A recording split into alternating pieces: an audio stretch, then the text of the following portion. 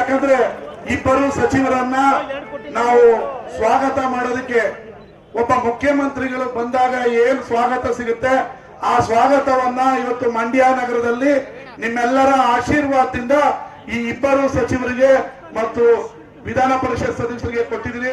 ನಿಮ್ಮೆಲ್ಲರಿಗೂ ಹೃದಯಪೂರ್ವಕವಾದ ವಂದನೆ. ಇವತ್ತು ಈ ಇಬ್ಬರು ಮಂತ್ರಿಗಳನ್ನ ನಮ್ಮ ಸರ್ಕಾರ ಕೊಡುಗೆ ಕೊಟ್ಟಿದೆ.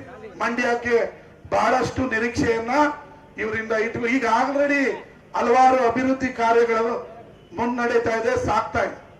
ಈಗ ಇವರಿಬ್ಬರು ಆನೆ ಬಲ ಬಂದಂಗ ನಮಗೆ, ಒಬ್ರು ಸಿಂಹ ಒಬ್ರು ಹುಲಿ. ಗರ್ಜಿಸ್ಬೇಕಷ್ಟೇ ಜಿಲ್ಲೆಯಲ್ಲಿ. ಏನ್ ಮಾಡ್ಬೇಕು? ಹುಲಿ ಸಿಂಹ ಗರ್ಜಿಸ್ಬೇಕು.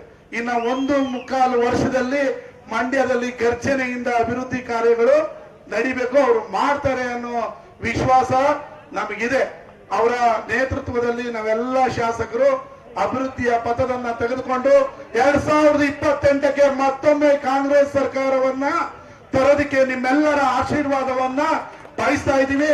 ಅದಕ್ಕೆ ಇವರಿಗೆ ಆಶೀರ್ವಾದ ಮಾಡಿ ಇವರು ಮನೆ ಮನೆಗೆ ಬಂದು ನಿಮ್ಮೆಲ್ಲರ ಸೇವೆ ಮಾಡೋದಕ್ಕೆ ಇದ್ದಾರೆ. ಇವತ್ತು ಈ ಜಿಲ್ಲೆಯಲ್ಲಿ ಯಾವತ್ತೂ ಕೂಡ ಕಂಡು ಕೇಳಿರದಂತ ಅಭಿವೃದ್ಧಿ ಕಾರ್ಯಗಳು ಕಾಂಗ್ರೆಸ್ ಪಕ್ಷ ಅಧಿಕಾರಕ್ಕೆ ಬಂದ ಮೇಲೆ, ಮೊದಲು ಸಿದ್ದರಾಮಯ್ಯನವರು, ಈಗ ಡಿ ಕೆ ಶಿವಕುಮಾರ್ ಅವರು ಈ ಜಿಲ್ಲೆಯನ್ನ ಅಭಿವೃದ್ಧಿ ಪಥದಲ್ಲಿ ತಗೊಂಡು ಹೋಗ್ತಾ ಇದ್ದಾರೆ. ಅವರ ಜೊತೆಗೆ ಈ 2 ಮಂತ್ರಿಗಳನ್ನ ಕೊಟ್ಟಿರೋದು ನಮಗೆ ಹೆಮ್ಮೆ ವಿಚಾರ ಅಂತ ಹೇಳಿ, ಇನ್ನ ಅವರಿಬ್ರು ಸಾಕಷ್ಟು ಮಾತಾಡಬೇಕಾಗಿರೋದ್ರಿಂದ ನಾನು ಹೆಚ್ಚಿಗೆ ಮಾತಾಡಲ್ಲ.